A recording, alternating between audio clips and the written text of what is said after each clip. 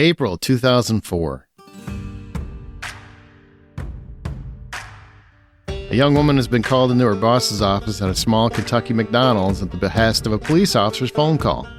What follows is a tragedy of astonishing proportions and crimes that include unlawful imprisonment and sexual assault. In 2012, writer and director Craig Zobel crafted an independent film called Compliance, which swept Sundance and inspired many to proclaim its premise was too insane to believe. Except Compliance was inspired by a true story.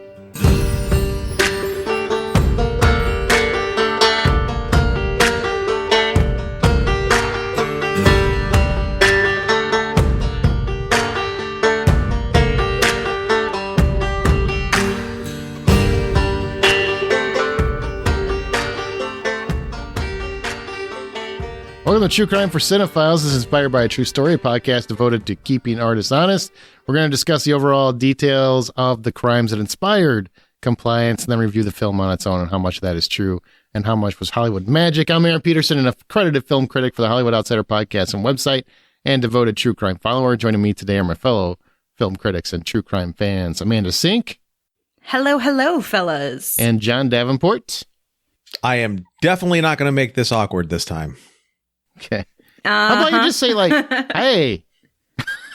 I can't just do that. Do a good howdy ho. No. Howdy ho! Hey, hi everybody. Let's talk about some true crime. There you go. That works. I like that. That's very like mix of Pennywise and one of the Muppets. That's a Muppet Wise. That's kind of my lane, I think. And also, Pennywise was inspired by a true story. That's not true. Although, wouldn't that be wild? Wouldn't that be wild? That would be pretty crazy. That'd be pretty wild? crazy. Here's a story about a clown they found in the sewers of a small town in Maine. What? What? Just like living in the sewer? I officially wet myself. Well, we'll get the jokes out, kids, because this movie is uncomfortable. Uncomfortable. That's an understatement, isn't it? I was going to say, there's not enough words, not enough adjectives to describe how uncomfortable this movie is.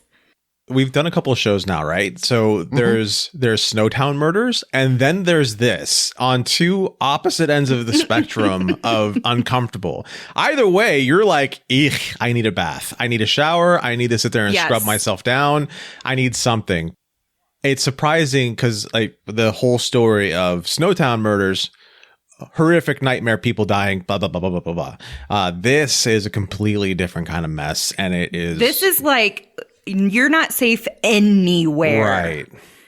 And people are not going to protect you. It's 3 hours in a back office at a fast food restaurant. Things that don't just equal terror. The hard part is I've talked to so many people that have seen the movie and said it's absolutely ridiculous. I couldn't even finish it because it was just so ridiculous. Like people wouldn't do that. And I'm like, oh, wouldn't they? Because that all happened. And it happened multiple times. Multiple times. How does this happen multiple times? And you might ask yourself, I know I did, and I can't answer it. I don't understand. I just don't get it. All I know is that every person better have been fired, thrown in jail, and never to see the light of day again. Every company is legally liable for this. Their management policies, ridiculous. Okay, you don't get. I don't think you get like the whole in prison because of. Hey, look, that's why we have degrees. Okay, we have degrees in crimes. You don't just get the whole. I can't. There's nothing I can say. I'm just gonna dig a hole for myself. Whatever her name is, I can't remember right now. She's terrible. She deserves life. She deserves to never be employed again. Oh, man. And like, also, how do they quantify this as a charge? You know, how do you properly list what occurred for future reference? I just don't think you can get it on paper. They just show the movie with their application. This is a good enough primer to get into just exactly how much of a nightmare this is, right, Aaron?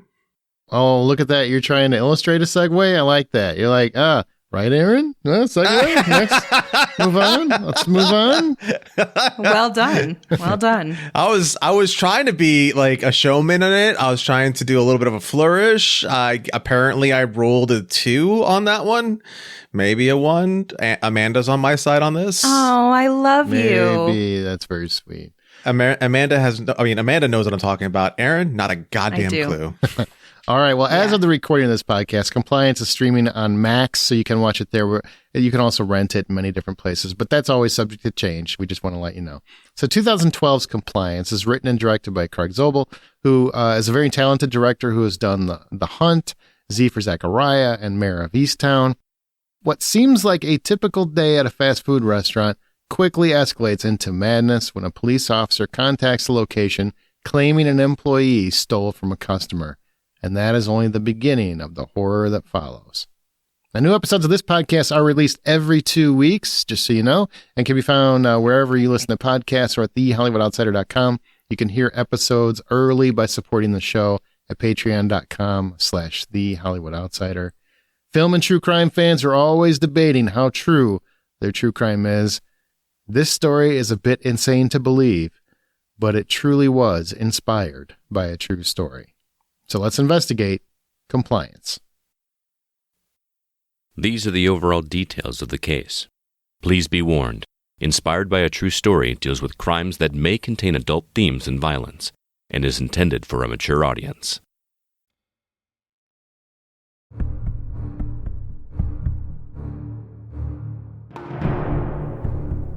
Beginning in 1994, over the course of a decade, there were a series of incidents known as the strip search phone call scam. A man would call a restaurant or a grocery store claiming to be a police officer, and then convince store managers to conduct strip searches and other humiliating acts on behalf of the police. These crimes were done by coercing these managers into thinking they were doing some greater good. And it led to crimes such as spanking, kissing, inappropriate touching, and even sexual assault and rape. There were more than 70 calls in over 30 states, but the worst one came in 2004. We have changed the name of the young woman at the center of this case as she has been humiliated enough. April 9th, 2004. The phone rings at a McDonald's in Mount Washington, Kentucky. The assistant manager, Donna Summers, answers it. On the other end, a man identifies himself as Officer Scott. Officer Scott gives Donna a description of a young white woman with blonde hair, and then he believes her to be a thief, that she has stolen from a customer. Summers believes the description fits an 18-year-old on her staff, Lynette, who happens to be at work right now. Officer Scott requests that Lynette be searched immediately on the premises, as no officers were available otherwise. Lynette was then brought into an office and ordered to remove her clothes. Donna placed her clothes in a bag and took them to her car as instructed. Lynette was given an apron to cover herself. Only an apron. The assistant manager, Kim Dockery, was present at this time to witness the search. Dockery left after an hour. Summers then told Officer Scott she had to be working on the counter, which Officer Scott then explained that was fine, as long as someone else was in the room to conduct the investigation. One of Donna's cooks, Jason Bradley, took over. But when the caller asked Bradley to remove Lynette's apron, Bradley refused and left the office. Then Summers called her fiancé to help, Walter Nix Jr., who then went to the restaurant and took over watching Lynette. He was told there was a police officer on the phone and to obey the caller's instructions, which went on for 2 hours. Nix removed the apron and ordered Lynette to dance, then performed jumping jacks while she was nude. Then, things went darker. According to Nix, Officer Scott insisted that a search needed to be thorough. And to do so, he needed to insist that Lynette inserted her fingers into her own vagina and expose it to him, which she did. He then ordered her to sit on his lap and kiss him, and when she refused, he spanked her until she promised to do so. Officer Scott also spoke to Lynette, and demanded that she do as she was told, or face even worse punishment. Lynette later stated that I was scared for my life. Things went darker still. After several hours of this, Lynette was ordered to perform oral sex on Walter Nix Jr. Nix would later tell a friend of his, "I have done something terribly bad." Donna would occasionally come back to the office, and at those times, Lynette was told to cover herself up with an apron. Walter Nix demanded to leave, and the caller approved it as long as someone took his spot, which maintenance man Thomas Sims agreed to do after he stopped in to eat. Sims immediately refused the caller's demands, and at this point, finally, Summers became suspicious, and then called her superior, a person Officer Scott claimed to already be in contact with. Her boss had never spoken to Officer Scott, and Donna Summers finally realized this call was a fraud. She hung up and immediately dialed star 69 to identify the caller's phone number. Lynette was finally released from the office by hysterical Donna Summers after 3.5 hours. Walter Nix Jr. was charged with sexual assault. Everything was caught on tape with a surveillance camera, which Donna Summers watched later that night, and she promptly ended her engagement with Nix. David R. Stewart was arrested for the scam calls, but he was also acquitted of all charges on October 31st, 2006. After Stewart's arrest, the scam calls did, in fact, stop. Lynette was destroyed over this and abandoned her plans to become a doctor. Donna Summers did work hard for the money, but she was fired by McDonald's and made a plea deal for a misdemeanor count of unlawful imprisonment. Kim Dockery was transferred. Walter Nix Jr. pleaded guilty to sexual abuse, sexual misconduct, and unlawful imprisonment, and he was sentenced to 5 years in prison. McDonald's eventually settled with Lynette for $1.1 million.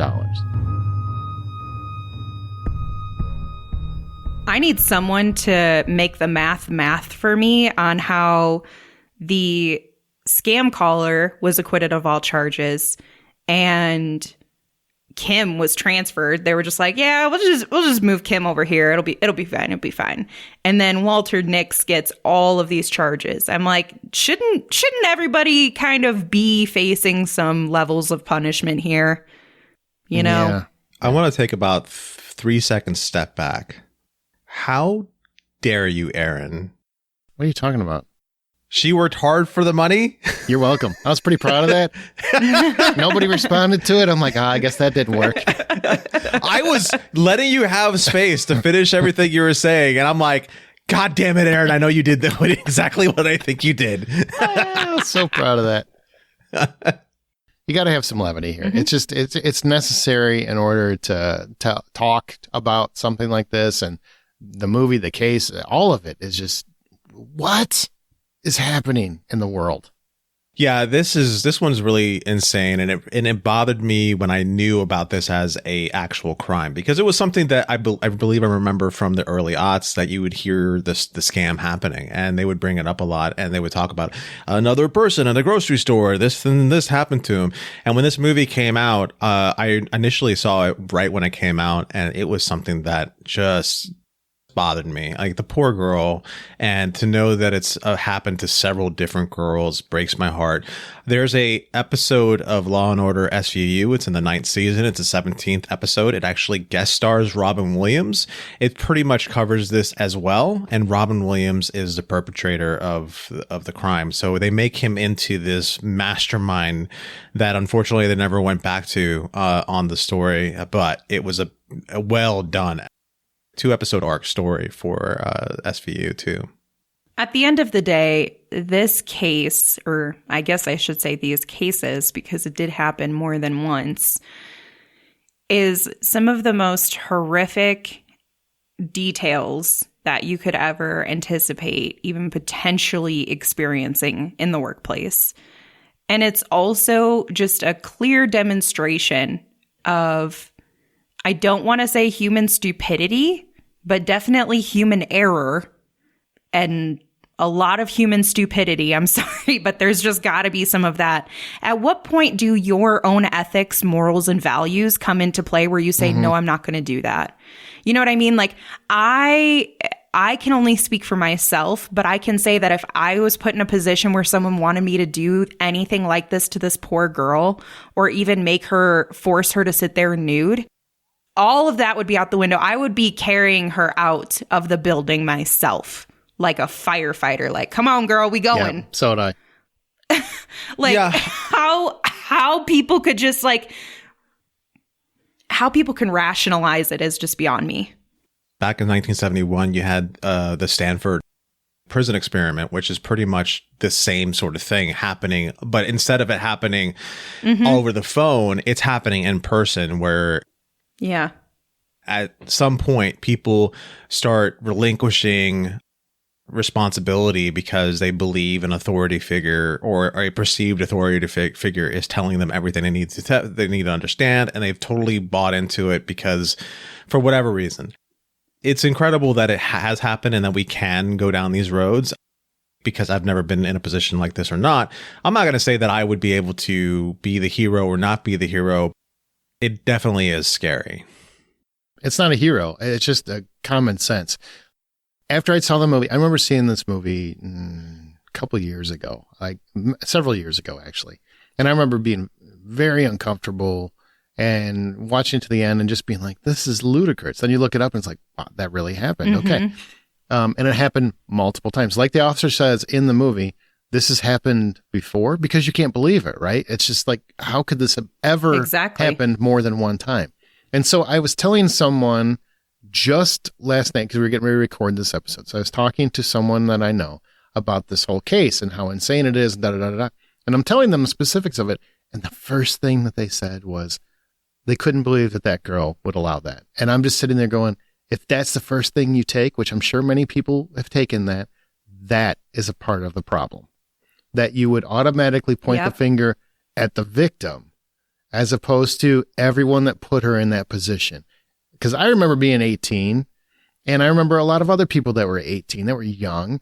And when you hear someone of authority, you think, especially if you're raised right, that you're supposed to respect that authority and you're supposed to do what you're told. Otherwise, you might go to jail, and all this stuff makes sense. You're 18. You don't know any better. All the things you know at 30 and 40 and 50, you didn't know at 18. And maybe you have the wherewithal to say, no, I'm not going to do this. But to frame it as it's anyone's fault, but the people in charge is the problem. To me, 100%, that's the problem.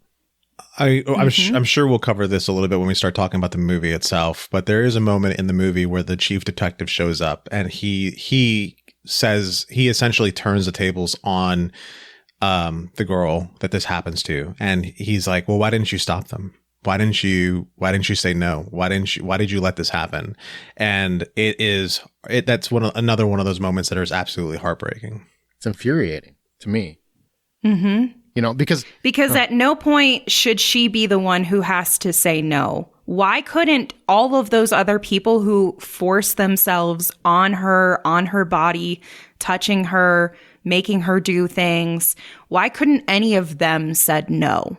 That's the bigger question. Well, there were two people that said no. The one that was a friend that came in, but he didn't do anything about it. Granted, I don't know necessarily if he would have known what to do about it. Keep in mind, it's 20 years ago. And then the maintenance man who just flat out said, he's older, he's experienced, he's wise. The one who stopped this. And he's like, absolutely not. Like, this is done. We are not doing this. I am not taking part in this. This is wrong. Why there aren't more of those people there, I don't know.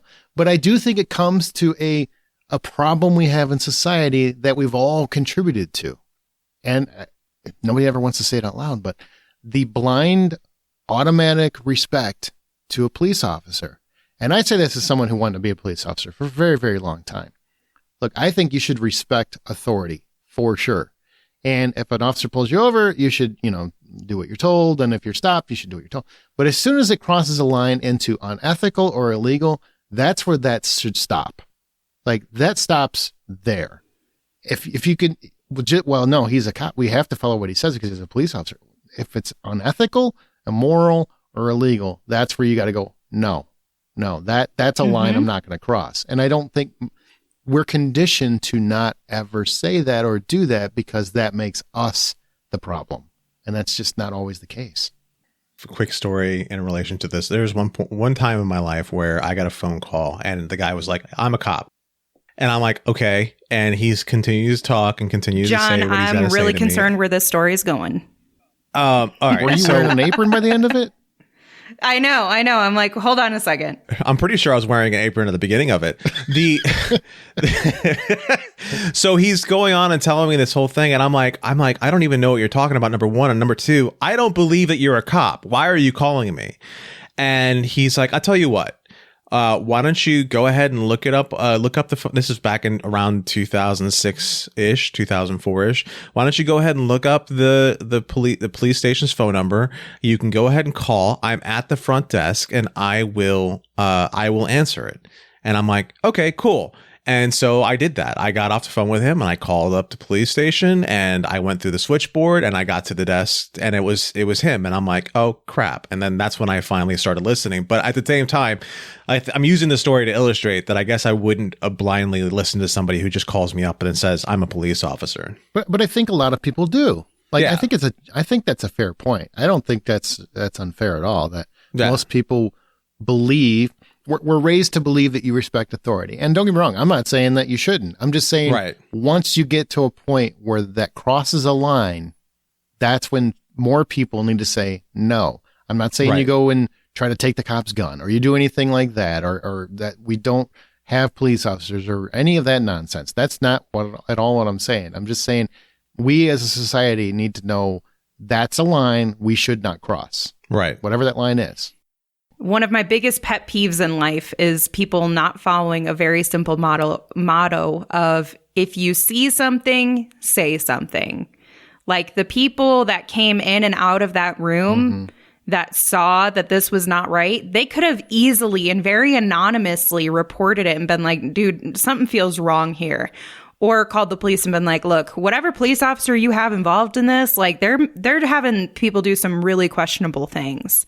Like at some point you have to be willing to stand up for not just yourself, but for others around you. That's the only way that we have safety. Like you have your personal responsibility, but then you have the responsibility of the people around you. And I feel like that is something that has gone away where I don't know if it's gone away or if it's just never existed. I guess that's fair. But not looking out for one another or feeling like that's not my responsibility. That's not my job to protect those people. Like when did we become so selfish and self-absorbed that we refused to protect others around us? Especially if it meant you're not in harm's way. Especially because those people, they very easily could have reported it. They could have stepped out and done something. They could have hung up and then just called the police department and been like, look, I just want to validate that this is legitimate. I would have been like, give me your badge number. Like, tell me who you are. You know, give me all your credentials. Like, shoot, at this point, give me your social security number before you think anything's going to happen. And I don't know. At some point you have to question, what does this even have to do with it? And it's that logical thinking that apparently is just a gap.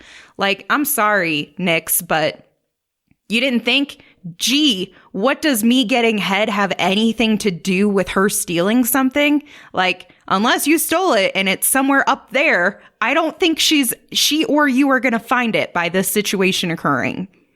Like, just be logical. And the movie, I feel, demonstrated this pretty well.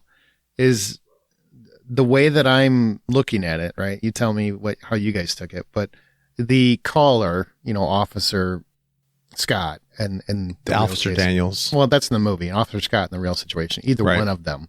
What I feel like they were doing was they put this slow build in someone who obviously is either emasculated or feels inferior in some way, like puts this slow build of power into their mind, right? Slowly but surely, you are in control of the situation. Here's this very young, pretty girl in front of you. She's naked.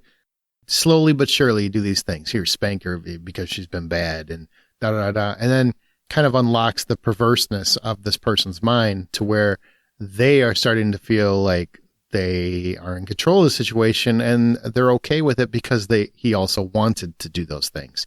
I don't think there's any situation. I can't fathom a situation where it's not that case, where it's not a case of that guy wanted those results. He wanted to do those things. Otherwise, I don't see how this happens, because anyone with any kind of moral code would say to any officer at that point, be like, no, I'm not spanking her in the nude. I'm not making her do jumping jacks. She's definitely not going to engage in some kind of sexual activity with me. All those things come from that guy himself is broken. There's also the fact that the caller, Officer Scott, and they illustrate this in the movie a bit. Not only did he give him an opening up for power, but he also used information that he gleaned from conversations with each person as a way to get them to relinquish the power. Oh, have you been drinking? Oh, you drove and you drank. You drank and drove. I don't want to terrified, right? That's fair. Yeah, I don't want to have to come down on you for this. And he did the same thing likely to the girl to get her to be more open. Right. He did the same thing to each person where it's like, listen, if you like your job, you're going to have to start listening to me. There's a lot of things that he did in the way of manipulation to get these people to relinquish power that he just took over. And yeah, I mean, I guess it's completely fair. Like, you see that in a lot of cases where manipulation is at the core and the crux of how you can get people to do things for you. And your hands are, physically, like, not just metaphorically, but your hands are clean, right, of the situation. I didn't actually do it. I just manipulated others into doing it for me. At the end of the day, you're still responsible anyway for that manipulation, at least in my opinion. But it's concerning to me that people can be that easily manipulated into that situation. Like, I can only speak for myself, but for me, had I been drinking and had I drove, I'd be like, I'd much rather be charged for a DUI and get an attorney for that than this. So come on over, buddy. Look, I've been waiting for you to get here anyway. Please come on over. You know what I mean? Like, I don't. I think you should come get me. Okay, I need to get home.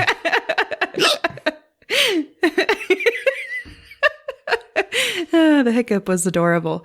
But it just blows my mind, and it's beyond just like the workplace ethics of like, this isn't right for the situation. It's your own moral code. Like, how can you as a human being be okay doing that despite the consequences that would occur? Oh, we could say that in every episode of this.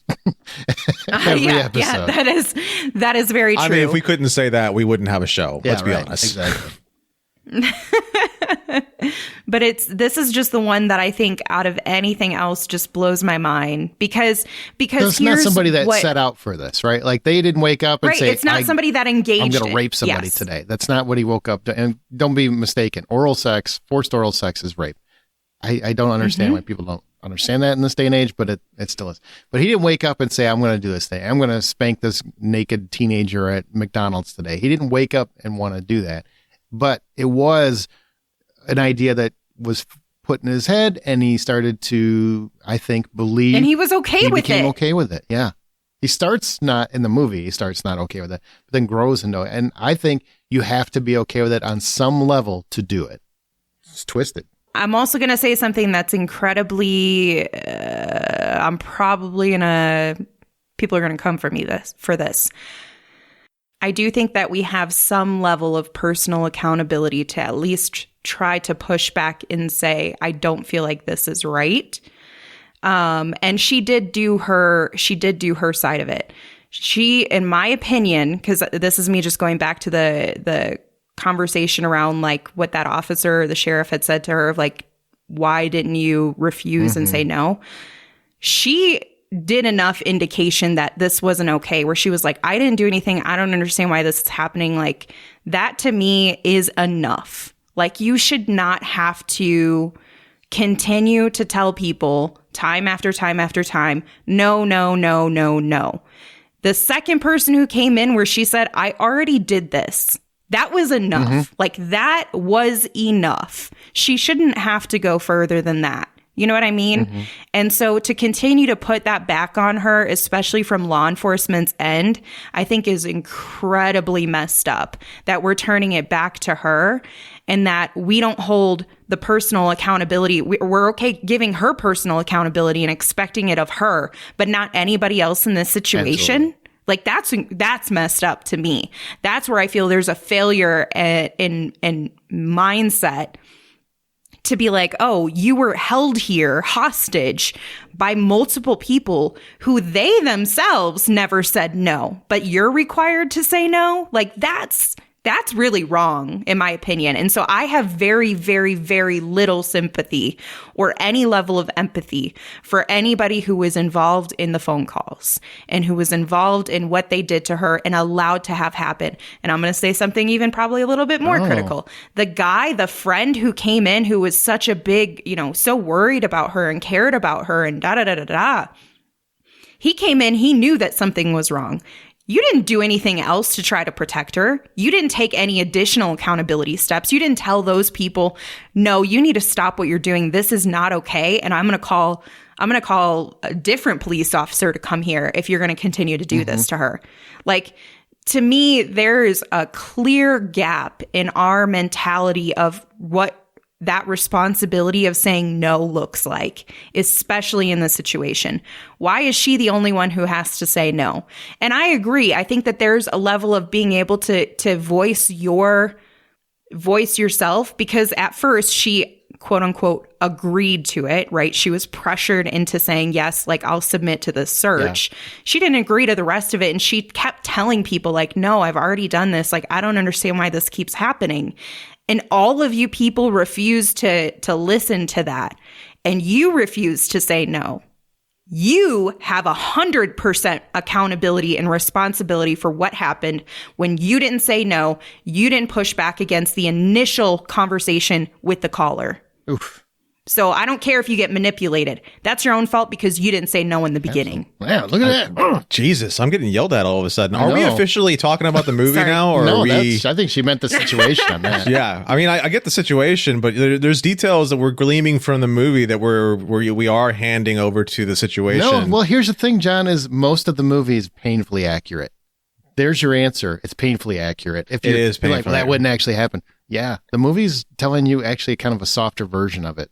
It all happened. It's insane. It all happened. It's actually worse. Yeah. The real details are somehow they're still actually worse than what we saw in the movie. I got this like image in my head of Bill Camp in the movie going, yeah, let's not do that. That's too far for me. Yeah. I mean, it's got to be a very difficult scene and section for him to film. And especially when he comes out. And I love how he plays it when he like gets in his car. So we're segueing to the movie, if you haven't noticed. Yes. Catch up. Yeah. Now we're in the movie. Okay. When he gets in his car and he calls his friend and he's like, I did something bad, which is similar to what Walter Nix did in the real situation.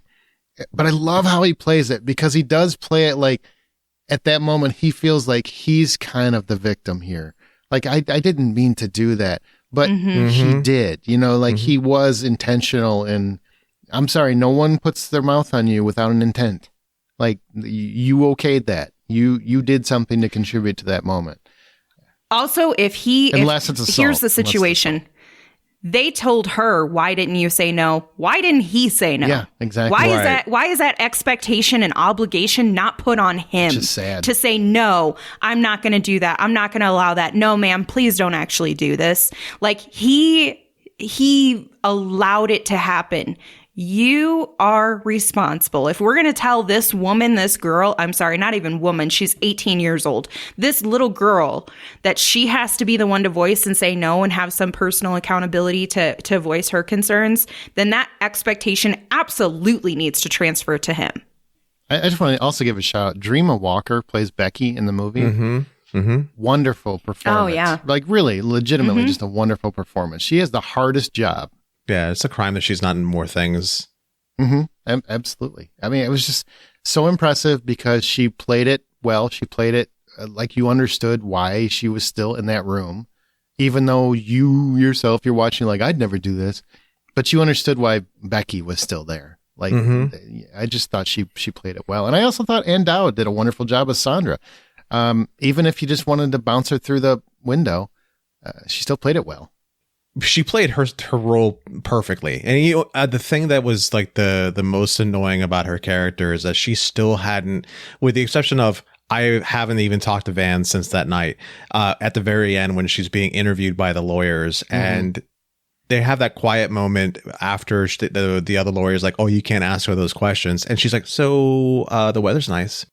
And it's like nothing. It's like water's off a duck's back with her, because she's having this whole unrelated conversation and not engaged with the reality conversation with the other lawyer. Oh, I hear Louisiana is really hot this time of year, and blah, blah, blah.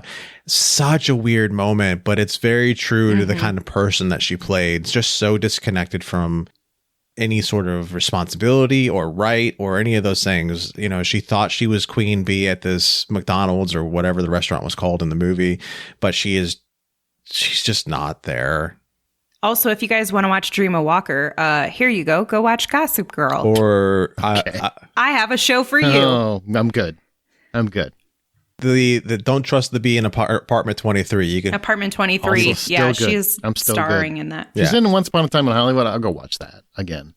2 references to that movie back-to-back episodes. That's fine. Nice. Back on topic, I thought Andel was exceptionally suited for the role, because the beginning of the movie really felt like every manager I've ever worked for in my entire life. Most of her performance felt like every manager in like retail or fast food. Like when I was young, she felt like every boss I had in that, where it's a thankless job. They get a little bit of power, so they treat it like they have a lot of power, and they feel like they have some meaning in this job. And they're overdoing every aspect of it, and common sense is out the window. They're in leadership power. Just because of time, as opposed to being actual good at leadership. Yeah, absolutely. Yeah, they're available to do the job, and they just need somebody to do the job. They're just bad at it. They're a body to do the job. Yeah, just bad at it. So easily manipulated, And I agree with you that interview that she gives is just, I think, a perfect performance, and she deflects everything. Like, she takes zero responsibility for anything, and it just boggles my mind. Like, the minute there is any responsibility to be taken, even during the moment in which everything's happening, she's immediately done with it. She's immediately like, oh, responsibility. Oh, you know what? I got to go to the front counter. Let me give it to somebody else. She's immediately getting rid of it. Oh, there's the refrigerator was open all night. It can't be my fault because I wasn't here. It had to be the night cruise team that's really their fault. Let's not coach and educate and try to help them understand how to improve and do things better and explain the why if it's important for this to occur and not occur. Let's chastise and intimidate and blame it on the people who are there who weren't even involved in it. Yeah. Mm-hmm. Any other standouts? I will say we should probably mention Pat Healy as Officer Daniels. That's a really hard job. He the entire time he's the caller, and he's Officer Daniels, and he's trying to manipulate all of these people. And I kind of love the little smirks he gives. I mean, it's very, very, even though I think Sandra is the bigger villain in the entire movie, like, I think she's Darth Vader in this whole story. And Pat Healy is the Emperor? Yeah, kind of. Yeah, he's the Emperor. Yeah, I can see this. Yeah, 100%. Have you heard the tale of Darth Plagueis? Like, I just really, really feel like he gave a very, very wonderful performance as well. Like, I love the performances in the movie. I feel like across the board, they're fantastic. He was chilling because you could see he had such like a strong, simple, non-emotional stature to him as he goes through these calls initially. And then when he gets the satisfaction of them doing what he asks, the chilling visual display, like the smirks and things like that, is like, oh, he enjoys this. Oh, yeah. He enjoys this a lot. And that is like the terrifying element to it, right? Like that's the scary part from his end, is that he's not doing this just to like mess with someone. He's doing it because he enjoys it. One of the things that I found fascinating was that, because we've talked about often about how is this even possible? How did this go? How did people get convinced of this? But then you look at what his real life was, and his entire life at work is spent on the phone talking about insurance, I think it was, and if that's the case, when you're somebody who has to build a personality and know how to build rapport over a phone, you can do a lot of damage. Anything else that stood out for you guys? Not something that stood out for me, but something that I took away from this whole experience. This is why we went to texting, This is why we moved to texting. No, it's not. I'm not answering a phone call ever again. No, it's not. You know what? It isn't even just the grandmothers who are getting scam phone calls. Everybody's getting scammed at every age, level, demographic. Everything is being scammed by a call. So what I get away from this is I'm just not going to answer my phone. I agree. Don't answer your phone. Not ever. But at the same time, this is not why we went to texting. We went to texting because we got tired of talking to each other, because it was just so much easier to be like, I'm going to send a quick message and then throw my phone in the ocean so I never have to respond to it again. Like, it's just so much easier that way. That's true too. Just the whole thing is insane to me. I don't know if we'll ever really understand how all of this came to be, but I hope this episode has taught you that if anyone ever calls you and asks you to do something weird, just say no. Say no. Say no. Say, I'll wait until you get here, and then I'll check your badge, and I'll check all the verification, and then we'll leave you to it. Or just tell them, this ain't my job, bud. They don't pay me enough for this. The thing that I do love about this movie is the very, very end, when you've got the detective, he's calling around to different people, trying to track down everything that happened with the calling cards and how they were used. And he's in the middle of the conversation with the other detective, and the guy's like, yeah, no, I know exactly what case you're talking about, and then describes a different case. And when Detective Neely finally picks up on the fact that he's describing a different case, he's like, wait a minute, what the hell? Like, the way that it hits perfectly. Yeah, terrifying. It does. The only, I think, Craig Zobel is a very talented writer and director. The only thing I would say is there were actually, no. The more I think about it, the more I'm okay with it. There were a lot of shots where he would take 5, 6, 7 static shots of environmental items, right? Like the sink, how disgusting the sink was, and how the products on the shelves and things like that. And then use that to kind of show the tension because of how mundane this whole situation is. And then there were long shots of like the detective going to the crime scene, and he's just driving. That wasn't adding anything to the film. Like, there's little things like that I think you could have taken out to tighten the film up a little bit. But I also, I also think they added to the elements, like to show how mundane this all was and how disgusting it was that this girl is trapped in this room that's just so gross and and she's naked and she's being forced to. It's not only, it's just another level of disgusting on top of the already existing disgusting. Anybody who's worked in or has even been in the back room of any food facility knows that is not the place that you want to take any article of clothing off. No, you want to put more on. I want to add clothes. I want to add PPE to work into those areas. I need PPE. I need rubber booties. Yeah, give me a face shield, honestly. Right. Like, I can't trust it. Well, what the movie got right or left out, and was it worth it? It didn't really leave anything out. I felt like it kind of tackled everything. What I do appreciate, and I kind of respect this more for the sake of the victim, is when Becky gives oral sex to him in the room. It is to Van. It isn't a big, well, you're gonna give me a blowjob now. You're gonna do, like, it isn't all this discussing back and forth. Like, it's very, very subtle. It's like you leave, you come back, it's happening, and then it goes away, and you just have to learn through other people's conversations what actually happened. Because I don't think, well, number one, I don't think there's a way a movie can demonstrate how that worked well and make it pay off as strongly as you need it to. And two, I think there's no conversation that would work in anyone's mind to convince them of whatever their viewpoint already is. The opposite of their viewpoint. Yeah, they laid it out pretty, not easily, but pretty well before they actually showed you what was going to happen. Because before that, it was the whole spanking scene. It's like, make sure you put her over your knee. Make sure you put over your knee, and then when you're spanking her, make sure it's good and loud. And then I'm going to make sure that she gives you something pretty good back in return.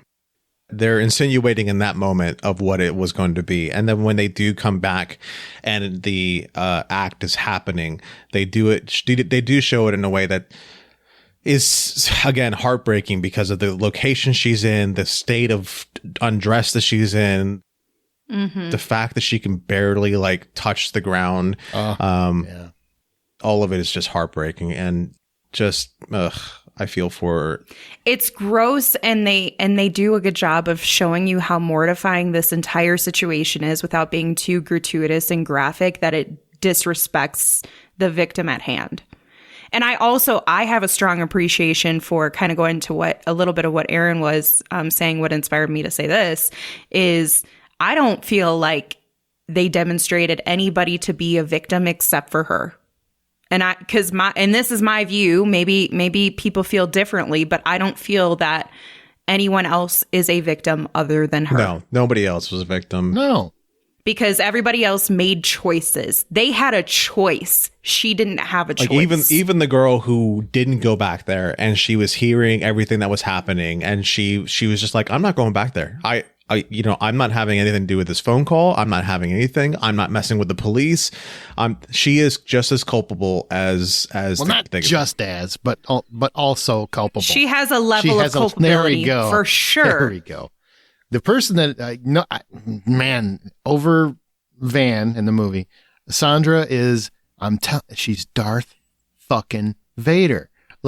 She is. That would be the same person in respect to the exact situation. I equate that person to Darth Vader because I just can't fathom how you are in a leadership position at your employment and you put this girl through hell. And you kept bringing people in.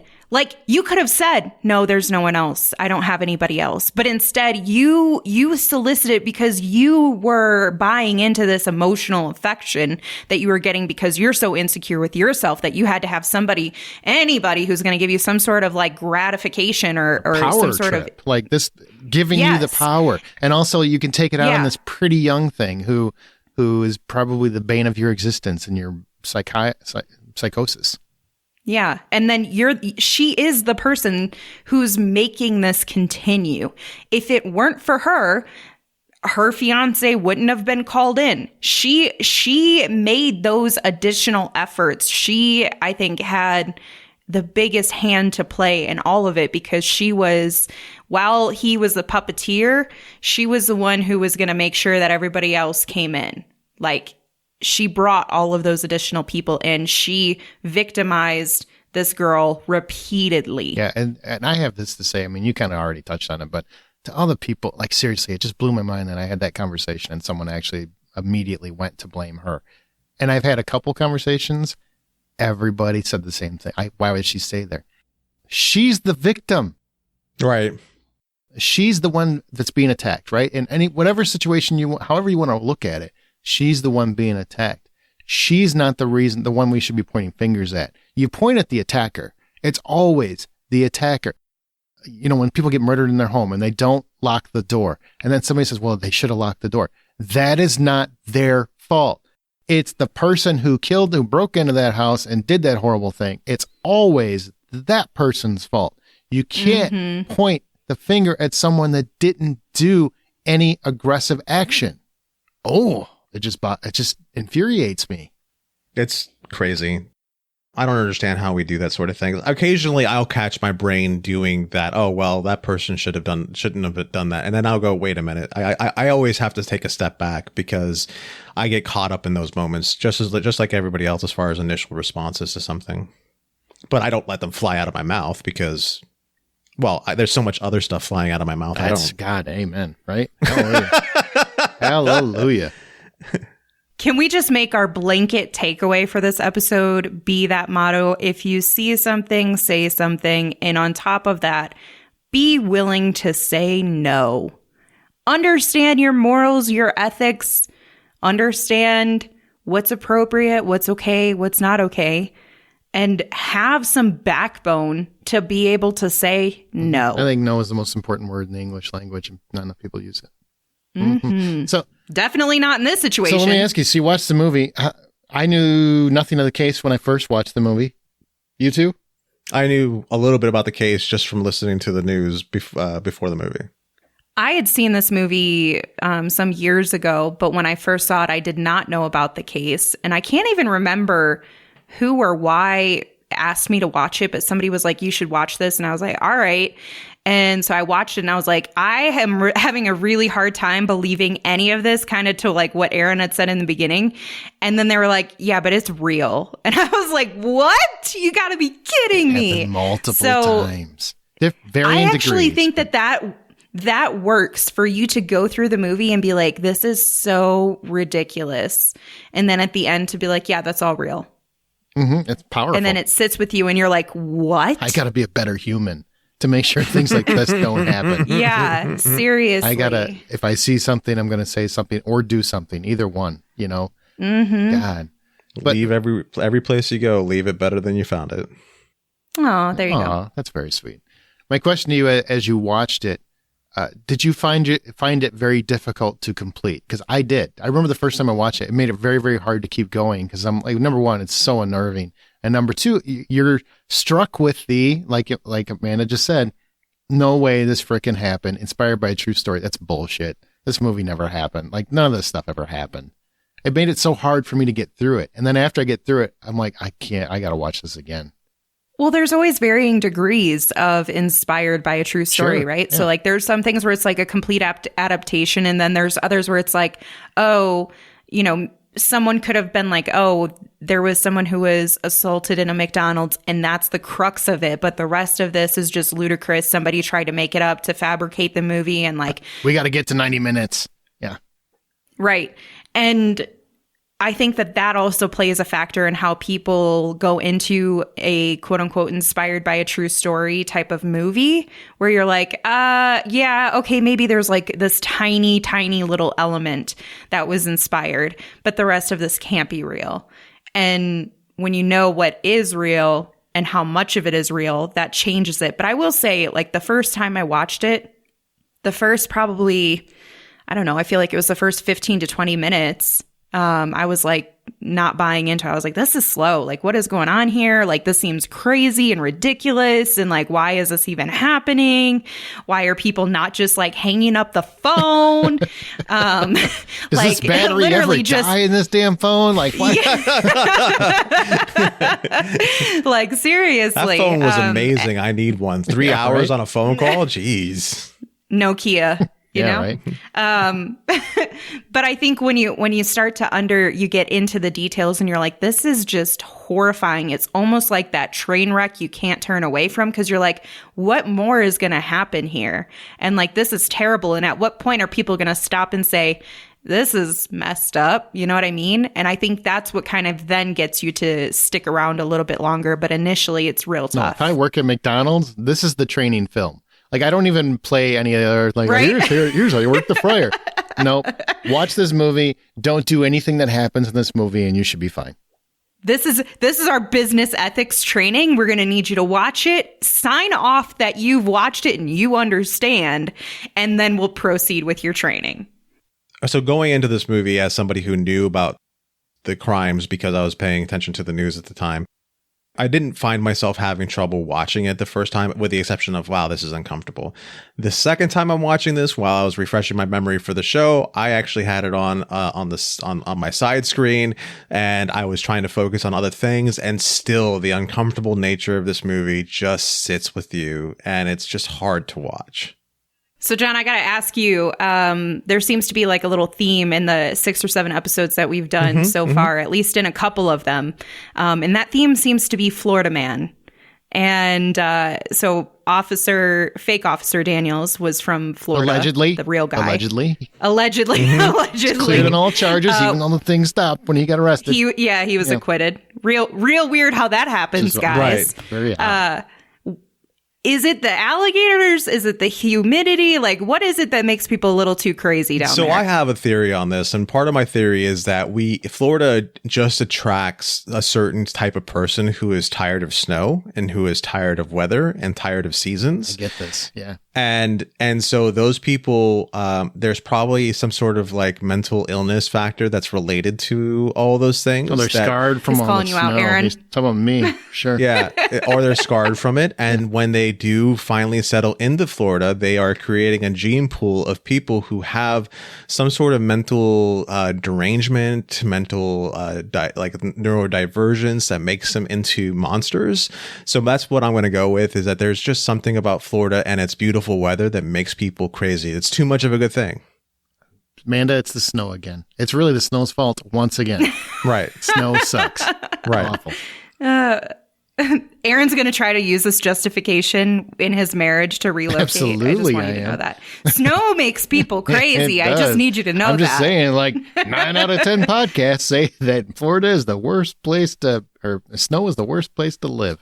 Right. Snow is the worst place. It's not even a place, but it is for this argument. So what would you have done anything differently with the movie? Now that you know the true Absolutely story? not. Okay. Yeah, there's nothing I would do to change this movie. I think it's expertly executed.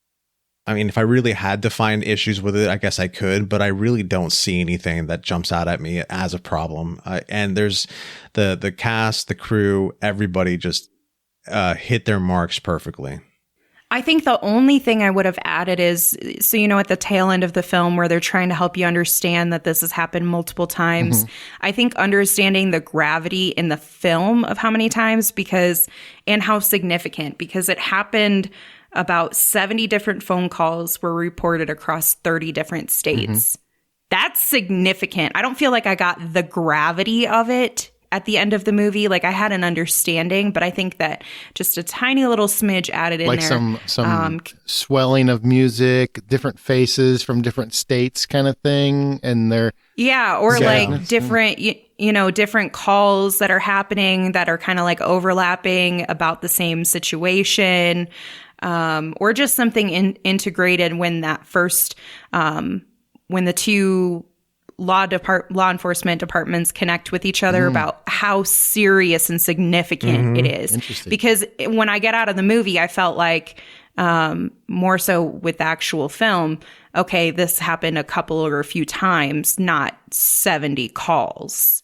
Well, not 70 states. it escalated to this level, but several of them did. There were more than a few. Just like, what? The one thing I will say that is very Florida about this is the fact that the guy who was the mastermind, the guy who was allegedly the mastermind, even though after he was allegedly, or he was charged, the phone call stopped. But I will say that the fact that he went to trial and was acquitted seems like a very Florida thing. Oh, you just made phone calls and people got hurt. That's not your fault. Oh, you just went and like shot somebody at a movie theater. That's not your fault. This stuff like that happens here. A lot of we'll excuse and pardon this one. There must be a reason. There must be. All right, guys, that's going to do it for this episode of Inspired by a True Story. If you enjoyed this podcast or this show overall, please share it on whatever social media outlets you have, whether it's Reddit or X or Blue Sky or Facebook or whatever else is coming next. Please share it on those outlets and tell your friends. Go to work and tell your friends. Go to wherever. Tell your true crime friends. Go to work and tell your friends to not be dummies. And this is their training. There you go. It's training video. How to protect training you. Audio. And then give us a review in your favorite podcast app. That's always very helpful. Thank you for listening to Inspired by a True Story. It's time for us to be in compliance and get out of here. So let's keep those artists honest. What, not another Donna Summer joke? No. I work hard for the money, too. I'll give you a 5.